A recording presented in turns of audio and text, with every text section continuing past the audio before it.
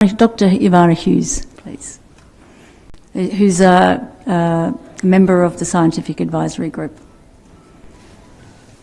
Thank you so much, Melissa, and thank you all for this really deeply insightful discussion. I'm truly grateful for the many threads that have come up in this rich conversation.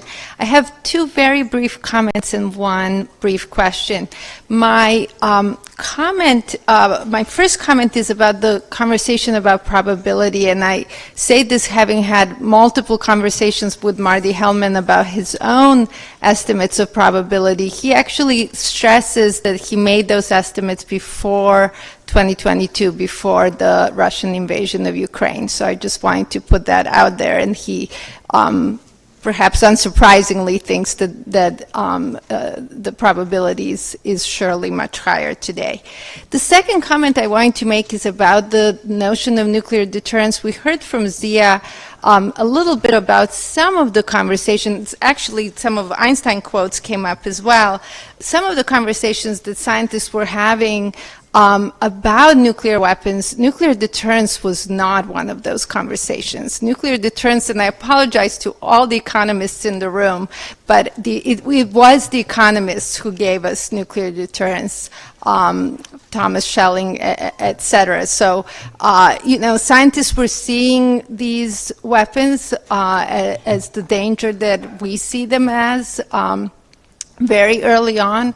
And so this notion that they keep us safe really came later. The last thing I have is a question for Annie, and I just really want to highlight how thrilled I am that she's here with all of us, and what a gift her book has been to the disarmament movement. Annie, I wanted to ask you about your conversations with people. You mentioned some of them are retired, so perhaps that's why they're talking to you, but whether retired or not, the people who are practicing this 3 times a day, the people who really truly understand what's at stake, what do they say to you at the very end? I mean, do they say we have to, do they quote JFK, we must abolish nuclear weapons before they abolish us? Thank you so much. Thank you all again. Thank you for that question. I interview retired people in nuclear command and control because it's just so much easier to get a straight answer.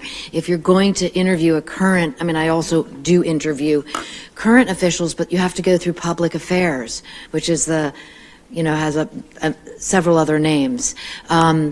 So you really want to get the truth from someone who has had the long lens of experience, at least in my opinion.